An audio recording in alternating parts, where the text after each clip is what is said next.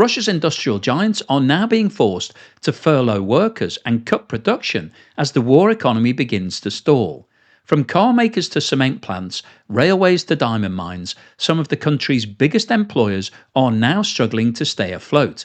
In this video, I'll show you which companies are affected, what they're doing to survive, and why this could be the most serious warning sign yet for Russia's economy. As you've just heard, Russia's economy is slowing down. The conversion to a wartime economy is now starting to have an impact on the rest of the economy because those companies that are not being sponsored by the state are now struggling and are starting to reduce their hours that staff are being paid for, cut their production, and all of this is telling us that the Russian economy is now starting to fall apart.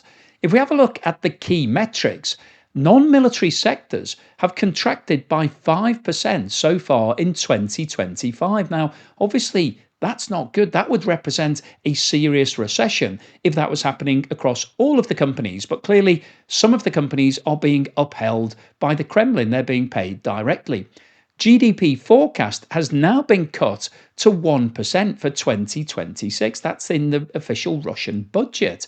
And inflation is still a major problem. It's sitting at above 8%. So we've got a slowdown in the economy with rising inflation. And as you'll know by now, that means stagflation, stagnant economy with inflation. That is a nightmare scenario for any country. And whilst official unemployment figures remain low because we thought there was a lack of people, it's actually because a lot of the companies are now cutting the hours of their staff. Many companies have cut back to a 3 or 4 day week. Now, just before we move on any further today, could I ask anybody that hasn't subscribed to please hit that subscriber button? If you've already done so, apologies, don't mean to upset you, but I know that more than half the people watching my videos have not subscribed, so please hit that button now and let's get back to the video. Now, one of the reasons why industry in Russia is suffering is because interest rates are so high. They're currently running at 17%, but they've been as high as 21% recently. And banks will add a margin on top of that, their profit margin. So if you're a company in Russia and you need to borrow money to pay your staff or to expand or just to cover losses, then you'll be paying interest rates of 20% plus. And that's absolutely crippling for companies that are already struggling to bring in enough sales. So let's go through some of the industries that have been most affected. AUTOVAZ is one of the largest car brands in Russia. It's the brand that owns Lada. And Ladas obviously were a bit of a joke back in the 80s and 90s, but it's still the main brand of Russia.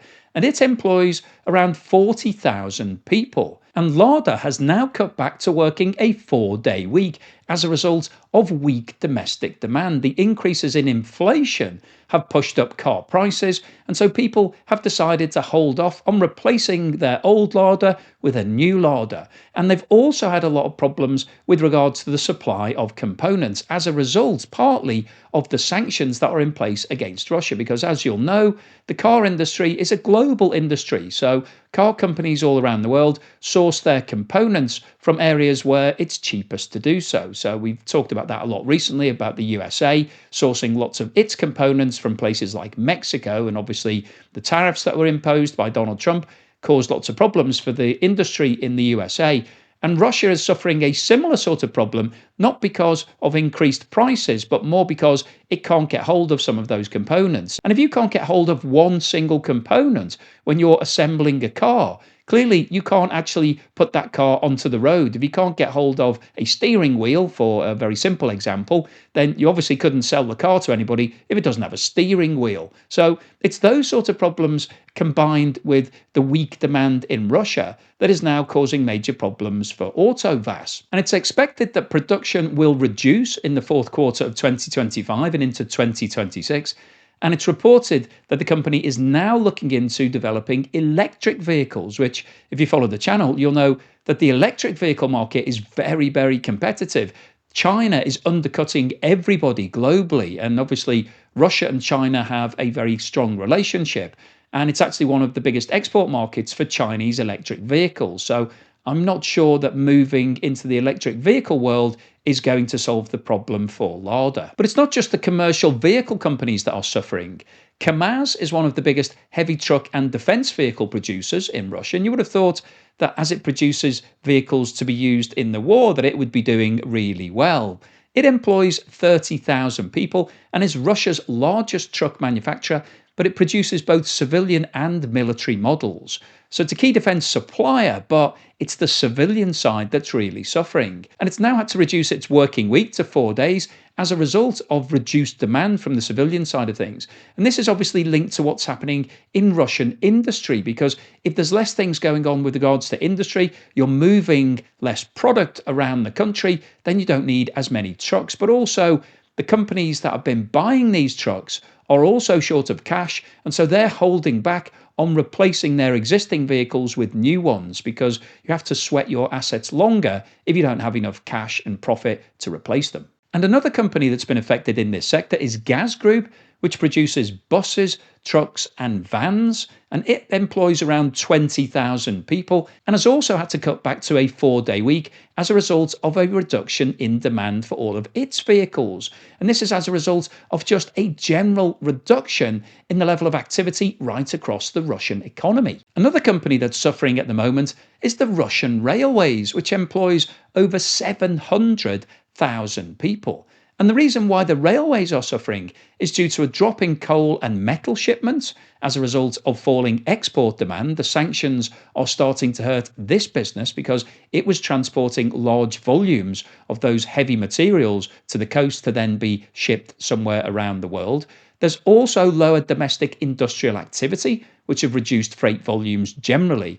And higher fuel costs and reduced state subsidies have really bitten into the company's profits. So as a result of all of these issues, the company has now asked office staff to take 3 extra unpaid days off every single month until freight volumes return. So if that doesn't happen, then this is basically just a 3-day pay cut for all of those people. And obviously, this is the start of things. As it gets worse, it's likely that the railways will then have to cut back on everybody's working time. And that means a reduction in income for all of these people. And we've talked about this before. That would mean a negative multiplier, because if you're not being paid, you don't spend as much in your local economy. And that has a reducing impact on the local environment. MECHEL is the largest coal and mining operation in Russia. It employs over 50,000 people across its mines, steelworks and logistics businesses.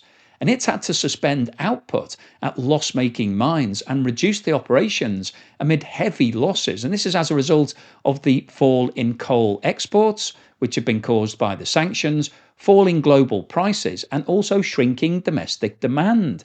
So it's been hit on all sides, and it's also got a lot of debt, which is now costing it a lot of money, and the energy costs for running this business are very high also. So MECHEL has been hit by a variety of different factors, and as a result, it's now starting to close down some of its businesses, and some of those companies may actually be put into liquidation. Now, I'm not sure whether you're aware, but Russia has the world's largest diamond mining company called ALROSA, and it employs tens of thousands of people. It's the world's largest rough diamond producer. But as a result of a fall in global diamond prices, but particularly the sanctions on this company, which are now causing problems with regards to the export markets, it's had to cut around 10% of non-mining staff and has suspended operations at its less profitable mines. So once again, this shows that the sanctions are working. They're impacting on a variety of different industries in Russia, and it takes time for that impact to actually feed through to the bottom line and for these companies to start having to reduce what they're doing. But ALROSA is now suffering badly, and it's closing down some of its operations, and if things get worse, then the company may need to start laying off some staff. CEMROS is a cement and construction materials business that was formerly called Euro Cement, but they dropped the Euro part after all of the sanctions were put in place by the European Union. And it employs 13,000 people across 18 different plants. And this company is suffering quite badly and has had to introduce a 4-day working week until the end of 2025 as part of an anti-crisis plan to avoid layoffs. But when you look at the fundamentals as to what's happening, the reason why the company is suffering is, firstly, there's been a sharp drop in housing construction and infrastructure spending in Russia, and that's partly because the government is shifting its focus away from things like that to the war in Ukraine. It's diverting the cash. So this company is being affected by that. But also, there are rising cement imports coming from China, Iran, and Belarus, all of which are undercutting the prices for CEMROS. So that's an absolute nightmare. Now, they're lobbying the Russian government to actually protect them, to say, please limit the amount of imports because we're losing profitability and therefore we're going to have to sack lots of people. But unfortunately, the other industries in Russia want the cheapest possible materials because they're also suffering. So we're starting to see the knock-on implications of the sanctions, which have increased the price of lots of things for Russian businesses like CEMROS. So Russia is now importing from cheaper locations to try and offset that. But that's now causing job layoffs and problems in the Russian economy. So this is a real life implication for those sanctions that we've been talking about for the last 3.5 years. Now, the last company that I wanted to talk about today is SVEZA, which is a timber and plywood production business. And it's recently had to close one of its mills, laying off 300 people. And the reason for that is there's been a huge reduction in demand within Russia as housing market has slowed down. And there's also been a huge fall in exports because they're struggling as a result of the sanctions to actually make any sales overseas. And combined with that fall of revenue, they've also had rising production costs. And all of these factors have caused the company to start making losses. So they're now having to close down their mills. And as the situation gets worse, it's likely that more companies will be pulled into this exact same situation. So what's the summary and conclusion today? Well, I wanted to post this video because people have been asking me for a very long time, when are we going to see any tangible impact from the sanctions? You're always talking about Russia is suffering, but we don't actually see that in reality. But what we've been through in today's video is the real life impact on civilian businesses of the sanctions. They've been in place now for more than 3 years. So Russia is struggling in terms of its export markets. If you were a business in Russia that was previously selling things overseas, you're really struggling to keep up the same level of sales because you would have had to find markets that probably didn't exist for you previously because all the European markets and the West have closed their doors. They basically aren't interested anymore. And what we've seen in today's video is a succession of companies announcing that they're having to cut back on the working week. So many companies in Russia have now reduced their working week to 4 days. And the reason why you would do that is to try to avoid staff layoffs. So rather than sacking 20% of your workforce, you tell everybody that they're going to work 20% less every single week. It's the same economics. You're basically reducing your wage bill by 20% by not paying people for that 5th day. But it looks better to the outside world, and it's also a little bit more palatable to everybody to say, okay, you're still going to keep a job. You're only going to be paid 80% of what you were paid previously, but that's better than 0% if we make you redundant. So Russian businesses are trying to work around the issues that they're facing.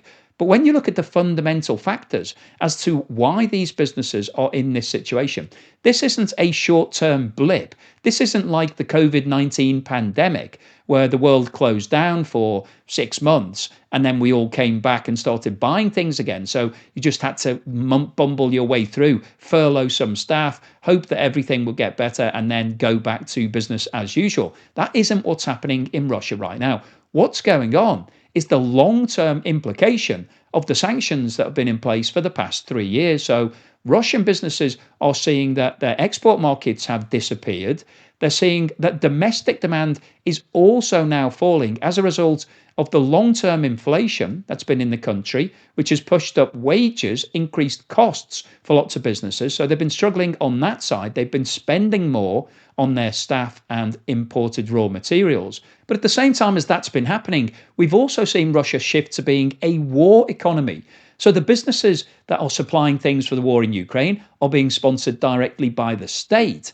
But other companies are just being left to fend for themselves. And what we've seen today is that those companies are now suffering badly because they're not actually making any genuine sales. So everything is starting to grind to a halt in Russia. And we're seeing the tangible impact of the sanctions now starting to break through for lots of companies. We are seeing staff working hours and conditions reduced.